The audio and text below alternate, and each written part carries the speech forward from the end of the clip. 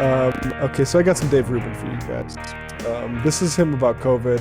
The thing about Dave Rubin is he likes to take this posture that he's not a COVID denier while he does live streams, like pointing his camera at parking lots, being like, "Doesn't that parking lot look a little bit empty for a hospital during a pandemic?" So he's trafficking in this quite heavily. And this question here is, I think you guys both have your eye on international topics and just comparative development and that sort of thing. Maybe you got an answer for Dave here. None of it makes sense. Why is it that not one country, somewhere perhaps in Africa, that didn't have the technology or the wherewithal or the information to deal with this thing properly, why did not one country fail? Why didn't we find one city that was completely infected and everyone died? All of this stuff. Like, I'm just asking questions here, okay? I don't mean to be a crazy right-wing conspiracy theorist when I say all this. I'm just asking the questions, but we didn't. So guys, do you have any theories as to why we didn't find a city in Africa where everybody died if this was so bad? I don't mean to be a crazy right-wing conspiracy as I'm spreading this crazy right-wing conspiracy theory. Like, I mean, there's mass death, mass graves in India. Brazil right now just completely overrun. I mean, that's the thing has been so crazy about people like Dave Rubin and so many of the right wingers when they, before in this show, I've made this point to you, Matt, where it's amazing the way that they talk about COVID as if there's no other country in the world, right? That yes. Compare what happened to the United States or whatever, to sort of like measure our response to it. And there are obviously an incredible amount of examples of other countries, both some that did better than us and plenty that did worse than us. So I have to eat my words there, that this is like the first example of a right winger actually like looking to the rest of the world. But even in his attempt, he's just too fucking stupid to open up a newspaper or to Google what's going on in Africa, for fuck's sake, or even on, in South America. It really is speaking of the bigotry of like the American exceptionalism in his audience, that like the idea that Africa is some prehistoric nation that has never dealt with public health. Obviously did worse than the US, right? Like, if the US couldn't sort it out, like, exactly. Africa has got to be destroyed, Yeah, but it's also, it is. I mean, man, the goldfish brain. We had like semis for bodies in American cities because the morgues were backed up. Like, Matt, name one city that the entire population got wiped out. Yeah, well, that's the thing is like, sorry, we're not like what's happening to us isn't like what happened to like Native American tribes like 10 years after first contact with traders, where like, but it's not like it was like immediately, right? Like the first like Europeans got here, like gave smallpox, and then the next day all the indigenous peoples were there, right? Like, it like takes a long time. It's not like, was he expecting like the suddenly like, oh, guess everyone died yesterday? Like, the reason like it was so severe is because like that was the first contact those peoples had with people who were on the Eurasian landmass where we traded all that stuff, right? Like, there's a huge cocktail of like a million different diseases, right? Right, like this is just moving through all of us. We've had like a basically global patterns, and I mean, actually try to answer this is a bit silly. Why hasn't everyone died? Is because it doesn't kill everyone who catches it, you idiot. The problem is it's very contagious, and it's so contagious that even if it kills a small number of the people that catch it, it's still very, very deadly. Dave Rubin in 1317. Name one city in Europe where every single person died of the Black Plague. When that happens, I'll take this seriously. I mean, like, what the fuck is this guy hoping for? I mean, the thing is, like, I almost like, you feel silly sometimes even taking what he's saying seriously, because it's just, he knows his bullshit. Just playing to a certain group of folks, right? It's not the unaffected. That's who he's playing to. Yeah, exactly. And there's like also the Dinesh D'Souza method of like, presenting like ordinary things as secret like facts, like, well, did you know that there's no city where everyone died? And it's like, yeah, everyone knows that. Like, no one's saying that. Like, it's just like, it's like making points that are obvious and then dressing up as if it's some secret knowledge that he has, and people are hiding from you. Yeah, it's also quite a goalpost moving from a city wherever he died. When like at the beginning of the pandemic, I heard a lot of people talk about this being like a roughly equivalent to a seasonal flu. Yeah, I mean, where has the seasonal flu taken out entire cities?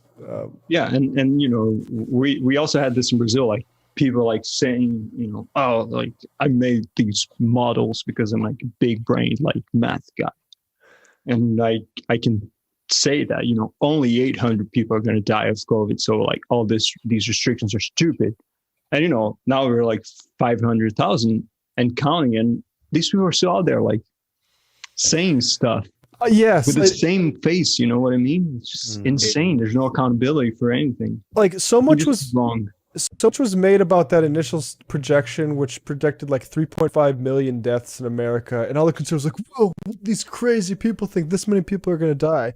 And it's like, well, one, that was if no measures were taken, and two, it's very possible that we've seen 1 million in America or upwards of that for excess mortality, excess deaths over expected.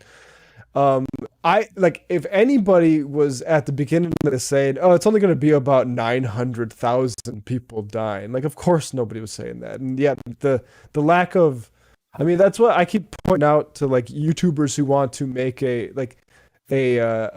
grow their channel is just look at these people in terms of longevity and what they were saying at the start of this versus beginning, because it doesn't hold up well at all. Mm-hmm. But it's not an issue for this kind of business model, right? You just have to, you know, be on top of like the next thing, and no one's going to remember what you said yesterday. Yeah, I mean, you know, it's a kind of depressing postmodern theater to see people like Rubin, or the worst aspects of it, like somebody like Baked Alaska, who just completely devote themselves to like the troll. In Alaska's case, you know, I'm sorry you don't know these people, and I really don't want to introduce you to the Victor. I love I love the cops rap. Oh yeah, you do. Yeah. I mean, like, how could I not know such a masterpiece? I can't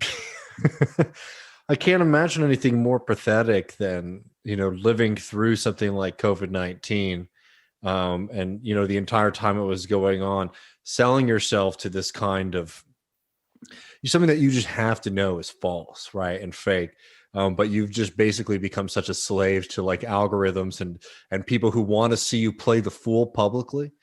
It's extremely depressing as hell to watch, because I don't know, being a conservative is embarrassing, but like doing that, I think there's an extra level. Right. But do you think, I always try to parse like what are the people who actually like buy and, you know, would actually drink the Kool-Aid, and what are the people who are just, you know, saying it because they want to say it, you know?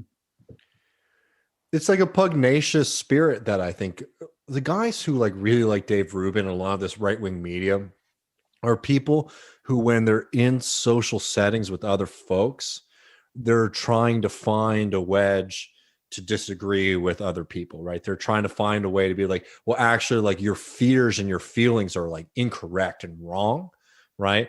And that's why they love like the idea of debate for these guys. Like Steven Crowder, Dave Rubin have never presented themselves in a debate as the smarter, more intelligent, well-read person, right? But they're just somebody who is willing to sit up there and just completely deny reality, completely deny any kind of sense of, you know, humanity or morality. And I don't know, for some, there's a kind of like, I don't mean to get too philosophical about it, but like there's a kind of like ironic detachment that's really popular, especially with people in our generation and younger, with the world, that like, especially with like online media, because it's like, it feels real enough, but there's enough of a separation. Like, you know, Baked Alaska was doing these things. I remember watching it and being so frightened just by the idea of it. Like he was going out into public and, you know, I don't know how he was getting information, but basically people in the chat are like telling him like what to do. Right. And he's just doing insane stuff, disruptive, damaging stuff in public. Right. But there's like a kind of fantasy that you get with these people where it's like you can interact with reality just enough, but there's a detachment. like I shouldn't be trying to psychoanalyze like this whole swath of people who love this right wing media stuff, but like for me, that's the only way I can wrap my head around it, because I can't imagine somebody like intellectually being too stimulated by this stuff.